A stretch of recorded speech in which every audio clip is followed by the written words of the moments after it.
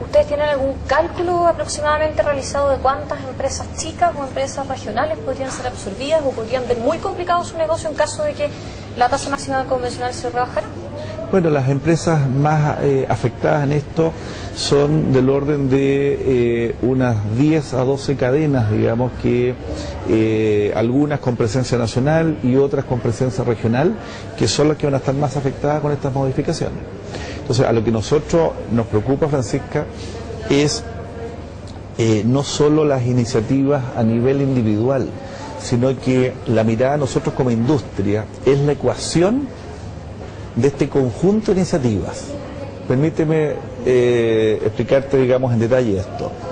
En primer lugar, este año sí o sí, como te decía al comienzo, vamos a tener que hacernos cargo de toda la transformación al interior de las empresas para adecuarnos al sector financiero. ¿Cuáles son los riesgos ahí, Claudio? Esto significa mayores costos. Pero los riesgos para la industria, del CERNAC financiero en particular, ¿cuáles son? Mayores riesgos no, son mayores costos que nos va a significar. Ejemplos concretos, mayores costos. Nosotros nos vamos a hacer cargo de todo el sistema de solución de controversias según la ley, en que un cliente que no queda conforme en el sistema de atención de cliente tiene derecho a ir a un sistema de mediación que debe ser financiado por el emisor de crédito, y si no queda contento con la propuesta que hace el mediador, tiene derecho a gatillar el arbitraje financiero, lo cual también es de cargo del emisor de crédito. ¿Eso es parecido a lo que pasa en la banca con el defensor del cliente bancario? Es o sea, ustedes quieren hacer negocio financiero, están equiparándose las canchas. Un momento, es que son cosas distintas. Porque el defensor, digamos, del cliente bancario es una instancia de solución de problemas muy parecido a lo que puede hacer un mediador. Distinto del caso cuando hablamos de un árbitro financiero, en que el árbitro financiero significa hacer justicia. Eso significa que la persona que actúe como tal, actúa como un juez. Y por lo tanto eso tiene un costo, y un costo no menor. Y cuando estamos hablando de transacciones del retail, de comprar una juguera que vale 20.000 pesos, terminar pagando honorarios para un árbitro financiero que va a costar del orden de 500.000 pesos o más, es como un despropósito. O sea, realmente es algo que no nosotros hicimos ver nuestras preocupaciones sobre esto en las distintas instancias que pudimos opinar en el Parlamento, se lo planteamos al Ejecutivo en reiteradas ocasiones, y este es un tema de alta preocupación para nosotros que nos va a significar mayores costos. ¿Y no será, Claudio, que será hora de volver el pastelero a sus pasteles y que retail se reinvente como un negocio de comprar y vender artículos y no de estar prestando dinero o estar ofreciendo crédito? Yo le preguntaría eso a los consumidores. Yo invitaría, para seguir con tu análisis, a que nos imaginemos un Chile 30 años atrás o 40 años atrás, si con el ritmo de bancarización que llevaba la banca, si realmente los chilenos hubiesen tenido la opción de acceso al crédito, pensando en los ritmos que la banca venía, digamos, imponiendo. Yo no sé si los chilenos de estratos C2, C3 estarían hoy día con posibilidades de acceder, digamos, a la banca. Yo no sé si los chilenos que trabajan, que son obreros, que tienen extensas jornadas laborales, que parten de su casa a las 6 de la mañana, terminan a las 5 de la tarde, tienen que regresar en un bus a veces más de una hora para poder llegar a su casa, ¿en qué momento hace un trámite bancario si los bancos solamente abren hasta las 2 de la tarde? Entonces, como que ha habido una pasividad de la banca respecto a la bancarización. Nos llama profundamente la atención. Y ustedes están haciendo un trabajo ahí, ¿no? Pues, eso lo ha hecho no solo retail, esto lo ha hecho las cajas de compensación, lo han hecho las cooperativas. O sea, nosotros hemos suplido la pasividad de la banca. Yo no he visto a la banca con gran interés de tener jornada extendida hasta ahora. Esto que para nosotros, para ti puede ser algo que es así, que es un dato de la causa. Cuando uno sale al exterior no es así. O sea, tú vas a Brasil, aquí cerca de nuestra región, y los bancos atienden el horario de comercio. Entonces, como que la banca no estuviese con deseos de ir a buscar los clientes. Claudio, pero, a ver, enfoquémonos. ¿Cuál es el core business del retail? ¿Es el retail financiero? ¿Es prestar dinero o es vender artículos? Ambos. Y con todas estas regulaciones, con una eventual rebaja de la tasa máxima convencional, con un CERNAC financiero que va a implicar más costos, ¿no tendrán algunas tiendas que, para no morir, reinventarse y volver al core business? Al core business inicial, me refiero a comprar y vender artículos. Yo creo que esa pregunta, más que responderla yo, vuelvo a insistir, yo creo que es re importante que la respondan los consumidores, que la respondan los proveedores y la respondan los empleados, los trabajadores. Porque en definitiva es muy fácil desde el escritorio de cualquier autoridad, cualquier legislador, decir estas empresas no debieran existir. Yo creo que en una situación en que existen una gran cantidad de empleados, veamos el mismo caso de la Polar, la cantidad de miles de empleados que trabajan en la Polar, alguien podría perfectamente haber dicho en realidad que desaparezca la Polar. ¿Para qué vamos a hacer esfuerzo a raíz de todo esto? La Polar, dejémosla ir.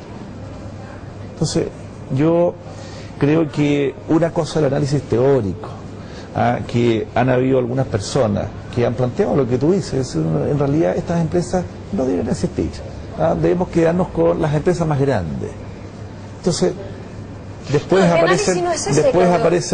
aparecen otros diciendo, a ver, cuidado con la concentración económica. Mi análisis no es ese, mi análisis es que las empresas más pequeñas, en vez de ofrecer crédito y prestar dinero, vendan artículos, sí, no que desaparezcan. Lo que pasa es que el nivel de competencia que tiene el retail, Francisca, es atroz. Es un nivel que yo creo que son pocas las industrias en el país que tiene un nivel de competencia como tiene el retail. Entonces, ¿qué es lo que pasa? Las grandes empresas del retail, aprovechando su gran capacidad para comprar en grandes volúmenes, han hecho que los precios de los productos caigan considerablemente hacia abajo, lo cual para el consumidor es una gran noticia. Pero para los retail más chicos, que no tienen esas capacidades de comprar, digamos, y obtener grandes descuentos por los volúmenes, han tenido que suplir eso con la parte financiera. Entonces, al final, lo que recibe una persona en provincia de un retail local es una mezcla de ambas cosas. O sea, obtiene, digamos, su producto financiado a crédito y finalmente lo que hay que ver es el resultado final de este mix, de los dos componentes del producto final que se lleva, digamos, la persona. Yo, la verdad, las cosas no me siento en condiciones de poder establecer una línea divisoria, como lo han hecho algunos teóricos, en decir, estos son los que deberían seguir existiendo, estos otros deben desaparecer.